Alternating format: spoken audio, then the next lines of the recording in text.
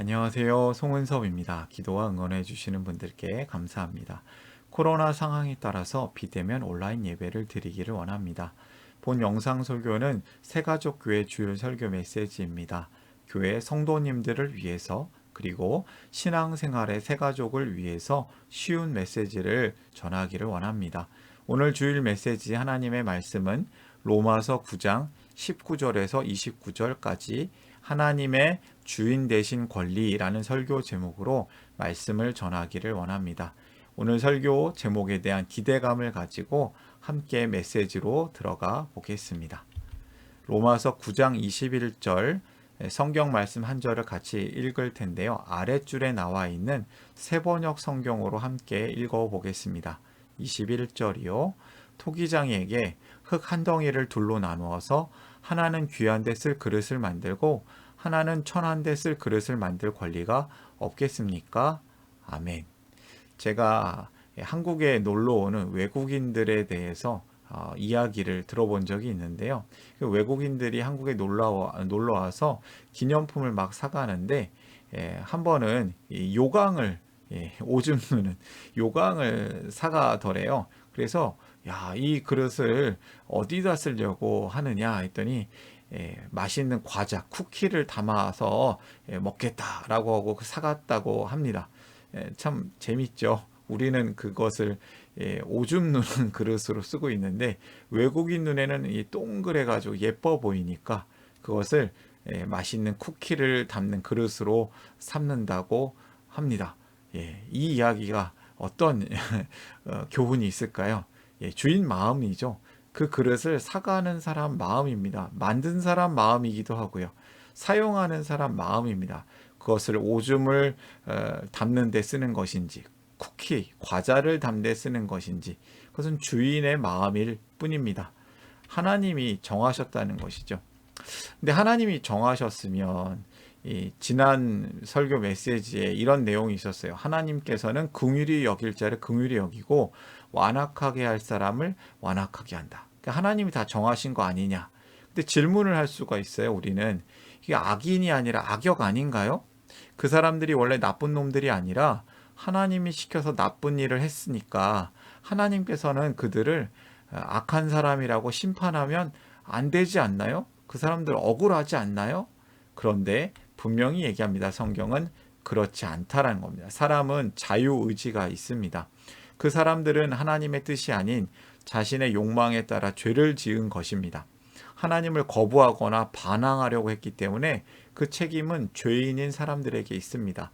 하나님은 그들을 그냥 두셨을 뿐입니다. 이 사도 바울이 동족 이스라엘 백성들에 대해서 마음이 아파요. 왜냐하면 이렇게 완악한 마음을 가지고 죄를 지었기 때문입니다. 앞에 한 이야기를 지난주 설교를 한 번 더 이야기하자면 이 편지를 쓴 바울은 로마서 9장에서 이스라엘을 걱정하는 마음으로 복음을 전합니다. 바울은 이방인 선교사였습니다. 또 이방 땅에 이방인 교회의 설립자로 그 교회들이 아주 잘 세워졌습니다. 이렇게 목회적 성공을 거둔 사람임에도 불구하고 바울에게는 여전히 커다란 근심이 있는 것이죠.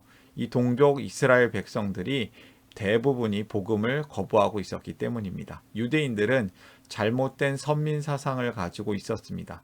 유대인들만 구원을 받는다. 유대인이기만 하면 구원을 받는다라는 잘못된 생각을 가지고 있었기 때문입니다. 오늘 로마서 9장 뒷부분에서도 사도 바울은 이 잘못된 생각을 가진 동족 이스라엘을 향해서 복음의 메시지를 전합니다. 오늘 설교를 위한 세 가지 질문입니다. 이해하기 쉬운 질문이며 답도 쉽습니다. 이 메시지를 들으시는 분들에게 본문을 이해하는 중요한 세 가지 기둥이 되었으면 합니다. 하나님의 말씀, 이 성경이 직접 우리 성도님들 각자에게 주시는 은혜가 있기를 바랍니다. 이 질문을 통해서 본문을 이해하면 참 좋습니다. 첫 번째 질문이에요. 하나님은 어떤 권리가 있으신 분이신가? 하나님 어떤 분이신가?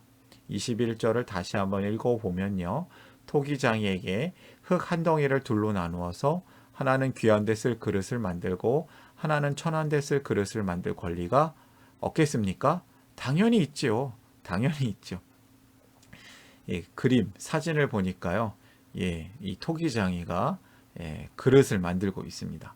하나님은 그릇을 만드는 토기장이처럼 세상을 만드셨습니다. 특히 하나님의 형상을 따라 사람을 만드셨습니다.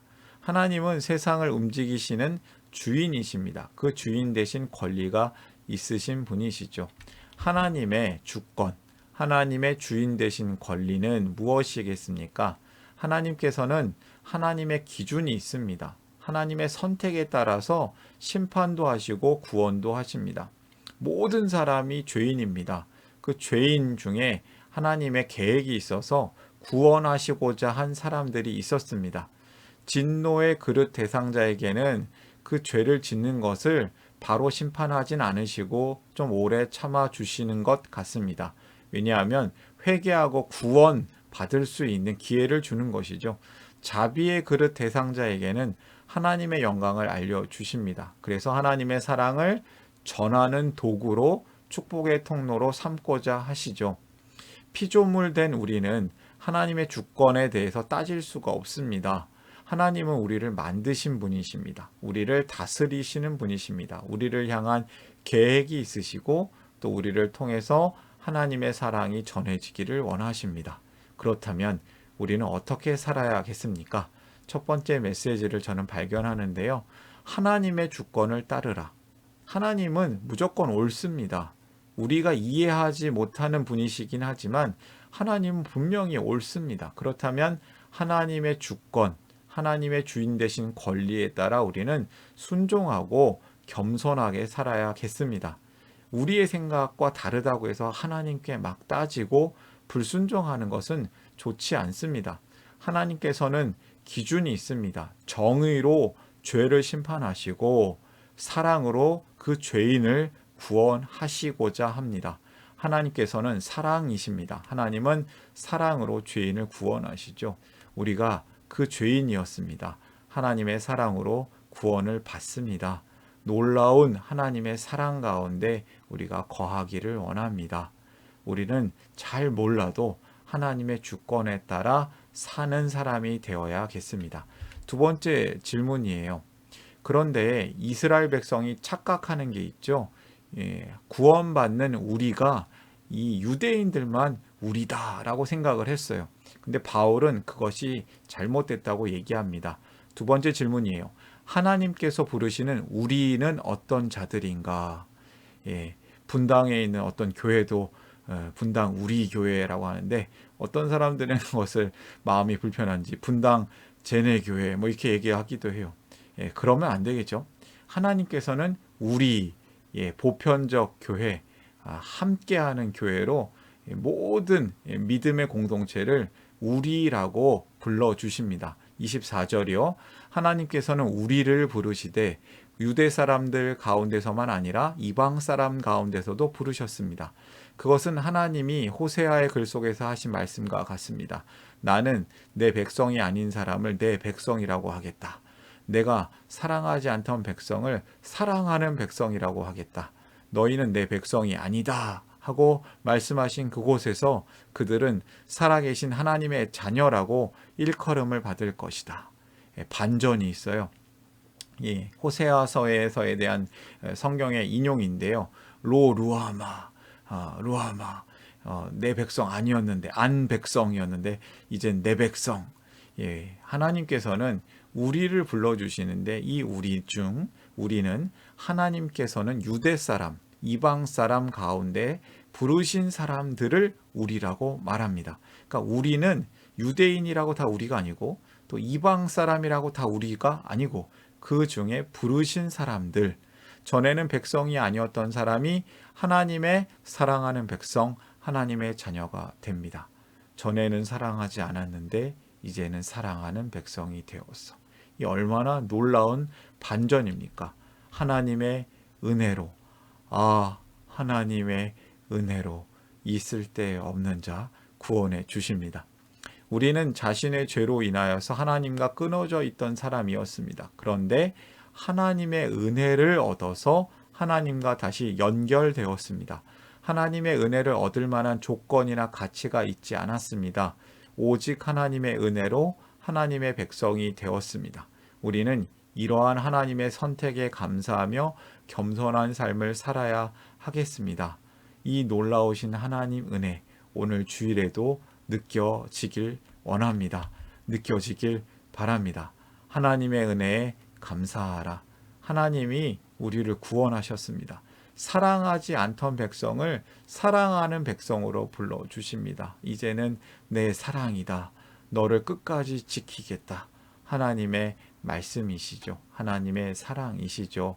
하나님께서는 다시 한번 말씀드리지만 사람의 선행, 외모, 조건을 통해서 불러주시는 것이 아니라 당신의 뜻 가운데 불러주시며 하나님의 놀라우신 계획 가운데 우리를 또한 사용하십니다. 하나님께서 이스라엘 백성을 모두 구원하십니까? 세 번째 질문이에요. 이스라엘 백성들은, 민족들은 이것이 가장 궁금한 질문이에요. 그러나 사도 바울은 그렇지 않다고 얘기합니다. 9장 27절, 그리고 또 이사야는 이스라엘을 두고 이렇게 외쳤습니다. 이스라엘의 자손이 수가 바다의 모래와 같이 많을지라도 남은 사람만이 구원을 얻을 것이다. 사실 이 표현은 바벨론 포로라 이렇게 생활을 하는 이스라엘 민족에 대해서 다시 이렇게 예언한 표현인데요. 이게 중의적 표현이에요. 나중에 예수님이 오실 때, 그때에도 남은 사람만이 구원을 얻을 것이다 라는 예언적 메시지거든요. 이스라엘의 자손이 수가 많을지라도 그 중에는 구원받는 사람, 남은 사람만이 오직 구원을 받을 것이다. 이런 메시지입니다. 어떤 사람이 구원을 얻습니까? 다 잘려나간 그루터기 가운데서도 남은 자, 남은 새싹, 그 자들이 다시 살아난다. 이런 메시지죠. 이스라엘 혈통은 모두 구원받는가? 아닙니다. 남은 사람만이 구원을 얻습니다. 이방 민족, 이방 혈통의 사람들은 모두 심판을 받습니까? 아닙니다. 남은 사람만이 구원을 얻을 것이다.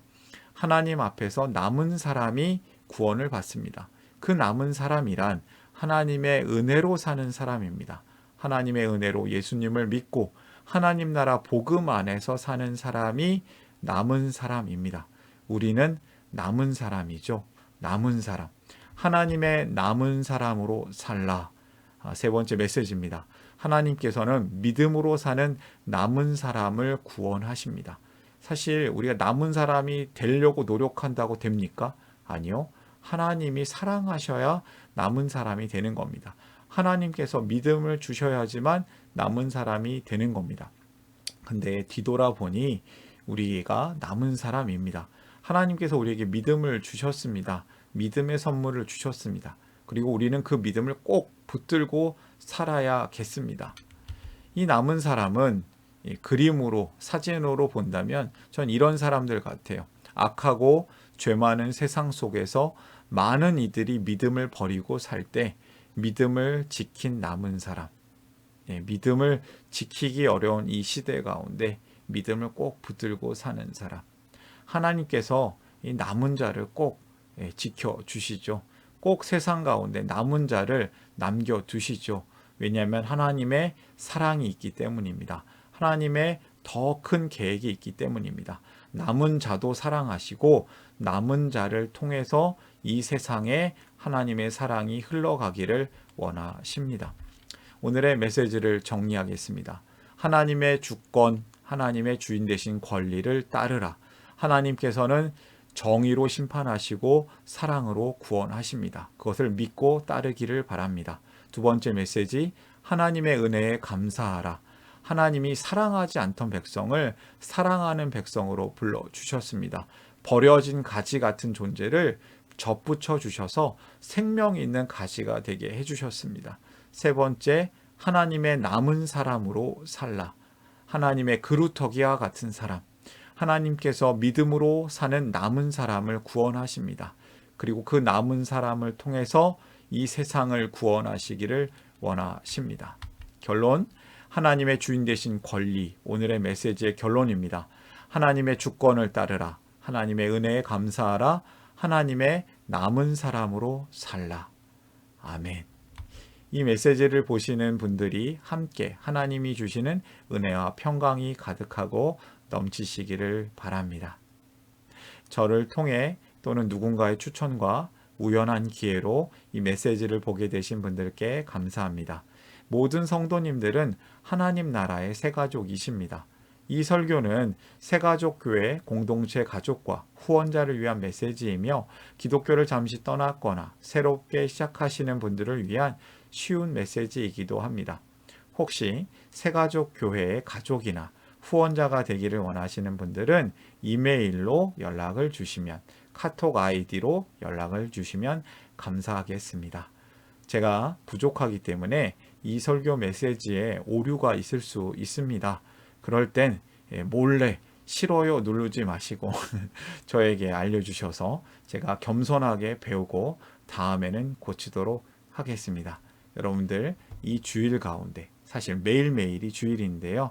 하나님의 은혜가 가득하길 바랍니다. 여러분들 힘내십시오. 사랑합니다. 축복합니다.